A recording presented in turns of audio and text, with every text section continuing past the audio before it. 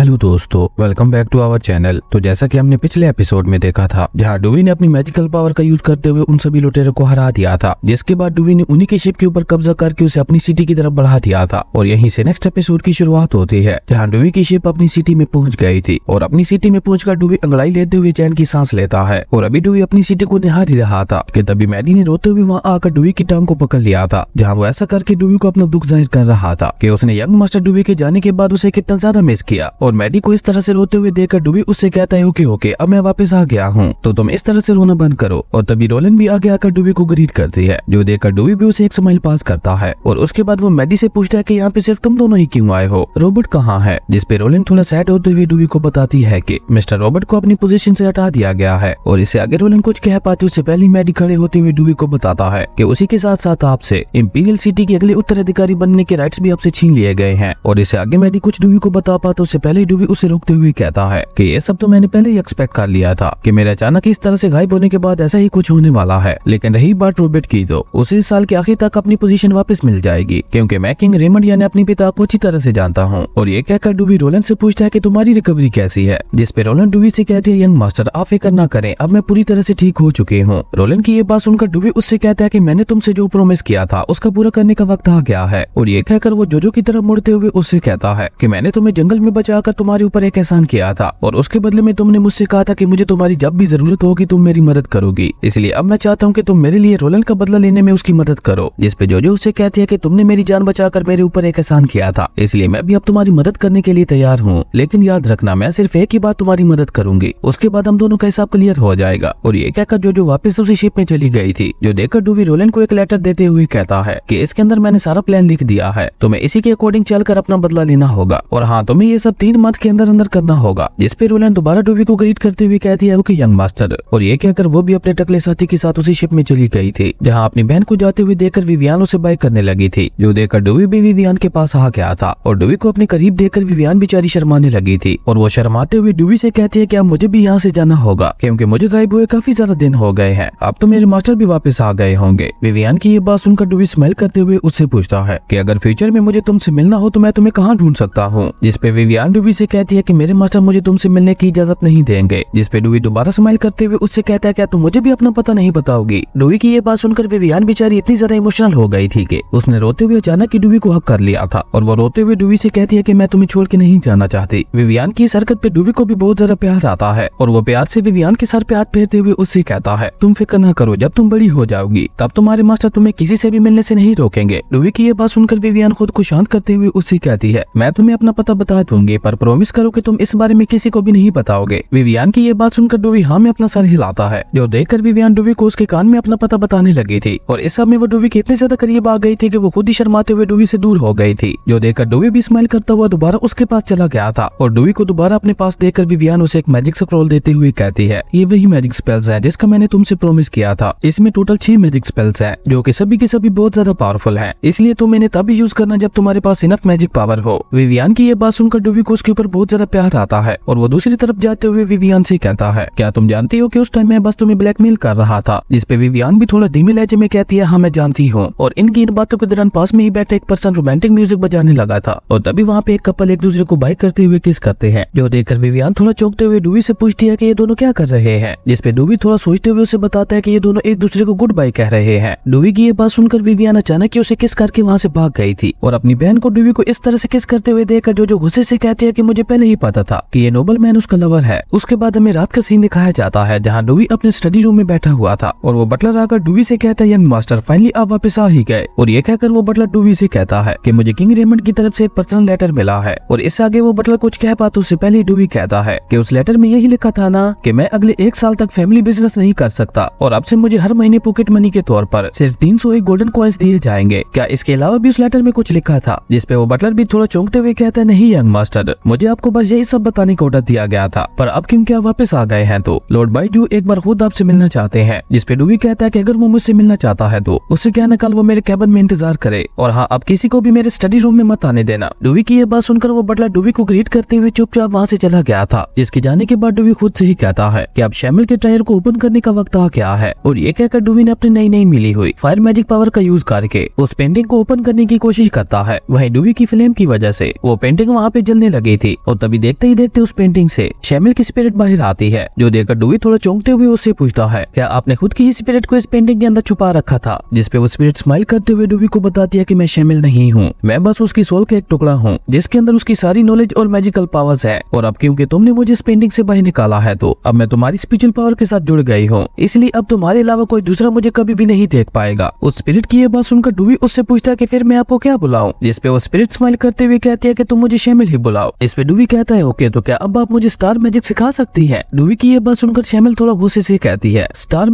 Magic हर कोई बस star magic ही सीखना चाहता है, अगर ये स्टार मैजिक ना होता तो शैमिल इतनी जल्दी नहीं मरी होती। शैमिल की स्पिरिट की ये बात सुनकर डूवी थोड़ा चौंकते हुए उससे पूछता है, क्या शैमिल स्टार ऑफ मैजिक की वजह से मरी थी? पर मैंने तो सुना था कि उसने अपने हस्बैंड की मौत के गम में सुसाइड कर ली थी। जिसपे शैमिल की स्पिरिट डूवी से कहती है कि ये एक ऐसा सीक्रेट है जिसके बारे में मैं तुम्हें अभी कुछ भी नहीं बता सकती, जब तक तुम स्टार मैजिक का सबसे आखिरी और डिफिकल्ट स्पेल नहीं सीख लेते तब तक मैं तुम्हें इसके बारे में कुछ भी नहीं बता सकती। जिसपे डूवी एक्साइटेड होते हुए कहता है कि अगर ऐसा है तो फिर जल्दी से मुझे स्टार मैजिक के बारे में सिखाओ। जिसपे शैमिल की स्पिरिट उससे कहती है कि इतनी जल्दी क्या है, अभी तो हमारे पास पूरी रात पड़ी है। उसके बाद हमें अगले दिन का सीन दिखाया जाता है जहाँ वो बटलर जैसे स्टडी रूम में आता है तो वो उस पेंटिंग को पूरी तरह से जला हुआ देखकर बहुत ही ज्यादा डर गया था। वहीं दूसरी तरफ डूवी अपने जंगल वाले घर की तरफ जाता है जहाँ पे उसका मैजिशियन उसके लिए एलिमेंट्री मैजिकल पोशन बनाता था, और जैसे ही डूवी वहाँ पे पहुँचता है तभी उस घर के अंदर एक ब्लास्ट होता है जिसके इम्पैक्ट की वजह से वो मैजिशियन उड़ता हुआ बाहर आ गिरा था, और घर में लगी हुई उस आग को देखकर डूवी ने अपने फ्लेम मैजिक का यूज करते हुए देखते ही देखते उस सारी आग को अपने फायर एलिमेंट में ऑब्जर्व कर लिया था। और डूवी को इस तरह से मैजिक करते हुए देखकर उसका मैजिशियन भी पूरी तरह से शॉक हो गया था, और वो खड़ा होकर मास्टर डूवी के पास जाकर उससे पूछता है, मास्टर डूवी क्या वाकई आप मैजिक यूज कर रहे हो या ये भी मैजिकल पोशन की तरह कोई ट्रिक है? जिसपे डूवी उसे कहता है कि तुम बस ये समझ लो कि गॉड को मेरे ऊपर रहम आ गया है। और ये कहकर डूवी अपने मैजिशियन से उसका हाल पूछते हुए कहता है, तुम बताओ सब कैसा चल रहा है और तुम्हारे फायर एलिमेंट वाले रिफाइनिंग की पोशन कहाँ तक पहुंची है? जिसपे वो मैजिशियन थोड़ा एक्साइटेड होते हुए मास्टर डूवी को बताता है कि अब मेरे पास काफी सारा मटेरियल है जिसकी मदद से मैं एक ही दिन में 3 पोशन की बोतल्स बना सकता हूँ। जिसपे डूवी भी खुश होकर उसकी तारीफ करते हुए कहता है, नाइस नाइस वेरी गुड। जिसपे वो मैजिशियन कहता है, पर एक प्रॉब्लम है, उन पोशंस को बनाने वाला मटेरियल बहुत ज्यादा महंगा है जिसकी कीमत लगभग 800 गोल्ड कॉइन्स है, और आपके मिस्टर बटलर ने मुझसे कहा था कि मैं सिर्फ 3 महीने की ही एडवांस पेमेंट ले सकता हूँ, और अभी अभी जो यहाँ पे ब्लास्ट हुआ था 300 गोल्ड कॉइन्स तो इसी में बर्बाद हो गए। जिसपे डूवी एक लंबी सांस छोड़ते हुए कहता है कि मुझे लगता है ये सब ऐसे नहीं चलने वाला, मुझे पैसे कमाने के लिए कोई और रास्ता ढूंढना होगा। अगले सीन में हम डूवी को अपने स्टडी रूम के अंदर देखते हैं जहाँ डूवी अपने पूरे मत के खर्च को देखते हुए मैडी से पूछता है, मैडी क्या हमारे पास कोई ऐसी कीमती चीज है जिसके बदले में हमें काफी सारे पैसे मिल सके? जिसपे मैडी डूवी से कहता है, मास्टर क्या आप भूल गए कि यहाँ आने से पहले मैडम ने आपको 1000 गोल्डन कॉइन्स दिए थे? अपनी माँ के बारे में सुनकर डूवी थोड़ा सैड होते हुए कहता है कि इस दुनिया में सिर्फ वही एक ऐसी है जो वाकई मुझसे प्यार करती है। अपने मास्टर को इस तरह से उदास देखकर मैडी अपने मास्टर से कहता है, मास्टर कुछ ही दिनों में आपके छोटे भाई के साथ साथ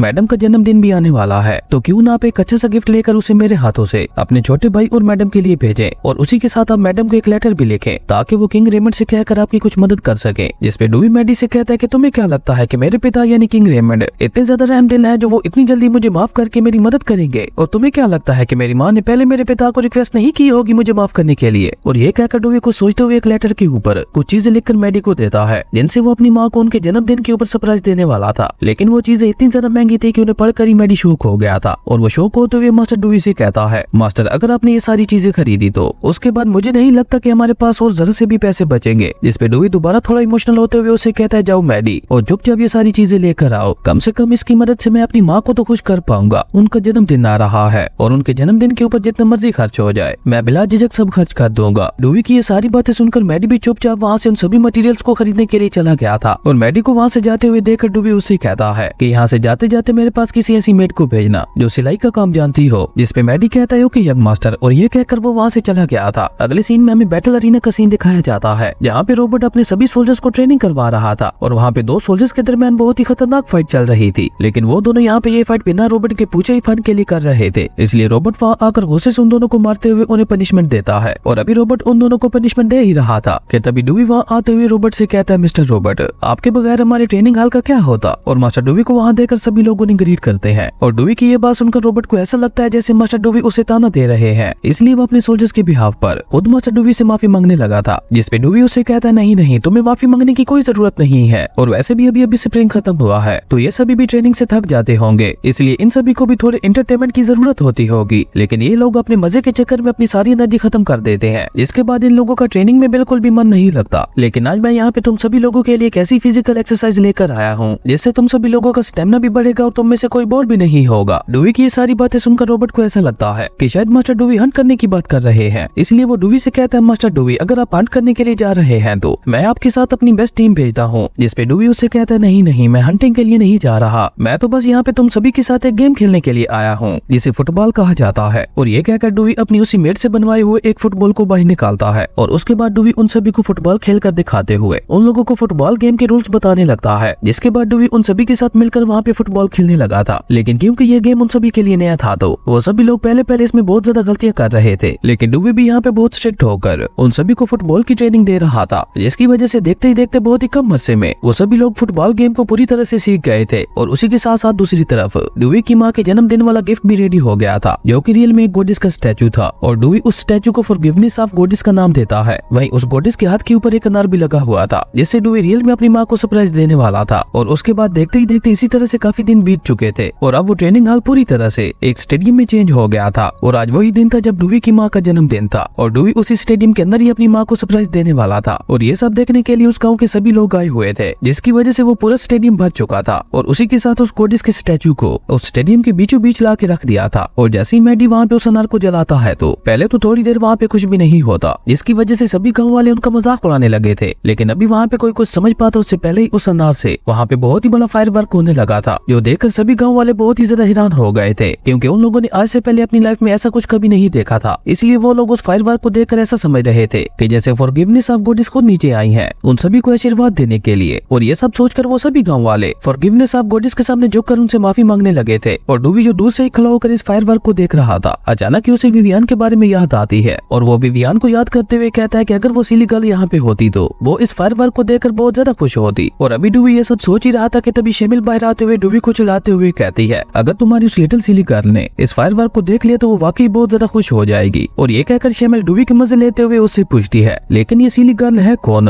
जिसपे डूवी एक लंबी सांस छोड़ते हुए उससे कहता है प्लीज मेरे दिमाग को पढ़ना बंद करो। जिसपे शेमिल उससे कहती है कि मैं तुम्हारे अंदर ही रहती हूँ, अगर तुम कुछ नहीं सोचोगे तो मैं भी तुम्हारा दिमाग नहीं पढ़ पाऊंगी। जिसपे डूवी उससे कहता है कि ये सारी बातें छोड़ो और तुम मुझे स्टार मैजिक सिखाने पर ध्यान दो। और ये कहते हुए डूवी वहाँ से जाने लगता है, लेकिन शेमिल तो अभी भी उसके पीछे पड़ी हुई थी। वो बार बार उससे उसी सिली गर्ल के बारे में पूछ रही थी। और इस तरह डूवी की माँ के जन्मदिन पर उस फुटबॉल स्टेडियम का बाकायदा तौर पर आगाज कर दिया गया था, जिसके बाद अब उस स्टेडियम के अंदर रेगुलर फुटबॉल मैचेस होने लगे थे। और क्योंकि ये गेम नया और काफी ज्यादा इंटरेस्टिंग था तो इसीलिए सभी गाँव वाले लोग भी इसमें बहुत ज्यादा इंटरेस्ट ले रहे थे। लेकिन डूवी भी पूरा बिजनेस माइंडेड था, इसलिए उसने स्टेडियम में आकर फुटबॉल देखने वाले सभी लोगों के लिए टिकट प्राइस रख दी थी। लेकिन उसके बावजूद भी काफी सारे लोग डेली बेस पर फुटबॉल मैचेस को देखने के लिए आ रहे थे और धीरे धीरे फुटबॉल गेम यहाँ पे और भी ज्यादा फेमस होता जा रहा था। लेकिन इस सब का फायदा डूवी को हो रहा था, क्योंकि उसे इस गेम से बहुत ज्यादा फायदा हो रहा था और वो एक एक दिन के 10-10 हजार गोल्डन कॉइंस भी कमाने लगा था। और इस तरह डूवी का पैसों वाला मसला भी खत्म हो गया था और अब तो उन फुटबॉल मैचेस को देखने के लिए दूर दूर से लोग आने लगे थे। और इसी तरह देखते ही देखते काफी ज्यादा दिन बीत चुके थे, जहाँ आज डूवी अपने जंगल वाले फार्म हाउस में आया हुआ था। और वहाँ पे डूवी आज बहुत ही ज्यादा खुश लग रहा था और डूवी वहाँ पे मजे से ड्रिंक करते हुए खुद से ही कहता है कि जब से मैं इस वर्ल्ड में आया हूँ आज पहली बार मैं इतना ज्यादा खुश हूँ। जिसपे शेमिल भी बाहर आते हुए डूवी से कहती है तो आज मेरे लिटिल यंग मास्टर को ज्यादा ही खुश लग रहे हैं, क्या आज आप स्टार मैजिक को नहीं सीखने वाले? जिसपे डूवी बुरा समूह बनाते हुए कहता है क्या फायदा उसको सीखने का, वह पिछले कई दिनों से उसको सीखने की कोशिश कर रहा हूँ, लेकिन हर बार उसको सीखते सीखते मेरी मेंटल पावर पूरी तरह से खत्म हो जाती है। पर उसके बावजूद भी अभी तक मुझे उसके बारे में कुछ भी समझ नहीं आ रहा, इसलिए आज मैं उसे नहीं सीखने वाला, आज मैं बस यहीं बैठ कर रेस्ट करूंगा। और ये कहकर डूवी मजे से वहाँ पे खाना खाने लगा था और वो खाना इतना ज्यादा टेस्टी था कि डूवी उस खाने को खाकर बहुत ही ज्यादा खुश हो गया था। और अभी डूवी उस खाने की तारीफ कर ही रहा था कि तभी अचानक ही शेमिल वहाँ से गायब हो गई थी। और डूवी कुछ समझ पाता उससे पहले वहाँ पे एक ओल्ड मैजिशियन आता है, जिसने वहाँ पे आते ही अपनी मैजिकल पावर का यूज करते हुए विवियान वाले मैजिक स्क्रोल को अपनी तरफ बुला लिया था। और वो ओल्ड मैजिशियन डूवी को देखते हुए उससे कहता है यंग मास्टर डूवी, आपको देखते हुए ऐसा लग रहा है कि जैसे आप बहुत गहरी सोच रखते हैं। जिसपे डूवी उसे कहता है मिस्टर मैजिशियन प्लीज बुरा मत मानिएगा, पर इतनी रात को किसी मैजिशियन का मेरे घर पे आना बिल्कुल भी अच्छी बात नहीं है। जिसपे वो ओल्ड मैजिशियन स्माइल करते हुए कहता है मैं तो यहाँ पे बस अपनी बनाई हुई चीज लेने के लिए आया था, जिसे मेरी स्टूडेंट विवियान ने गलती से तुम्हें दे दिया था। ये सुनकर डूवी को एक झटका लगता है और वो थोड़ा शौक होते हुए ओल्ड मैजिशियन से पूछता है तो क्या आप यहाँ पे मुझसे उसका बदला लेने के लिए आए हैं? जिसपे वो ओल्ड मैजिशियन हंसते हुए कहता है हाँ मैंने सोचा तो ऐसा ही था, लेकिन तुम्हें देखने के बाद मैंने अपना माइंड चेंज कर लिया। और ये कहकर उस ओल्ड मैजिशियन ने उस स्क्रोल को भी डिस्ट्रॉय कर दिया था, जो देखकर डूवी वहाँ से भागने की कोशिश करता है। लेकिन उस ओल्ड मैजिशियन ने अपनी पावर का यूज करते हुए डूवी को वहीं पे रोक दिया था। और उसके बाद वो अपनी मैजिकल पावर का यूज करके डूवी को अपने पास बुलाकर उसके सर पे हाथ रखता है। और ऐसा होते ही डूवी का डेविल हॉर्न भी बाहर आ गया था, जो देखकर वो ओल्ड मैजिशियन उस डेविल हॉर्न को छूकर देखते हुए कहता है, ये तो डेविल हॉर्न है, इसका मतलब है तुम उस डीमन क्रेस से मिल चुके हो, कैसा है वो। और इसी सस्पेंस के साथ हमारी अमेजिंग एपिसोड यहीं पे खत्म हो गया था। दोस्तों अगर आपको ये वीडियो अच्छी लगी तो लाइक कर दें और अगर चैनल पे नए आए हो तो सब्सक्राइब करते जाना। तो मिलते हैं एक नई वीडियो में, तब तक के लिए बाय।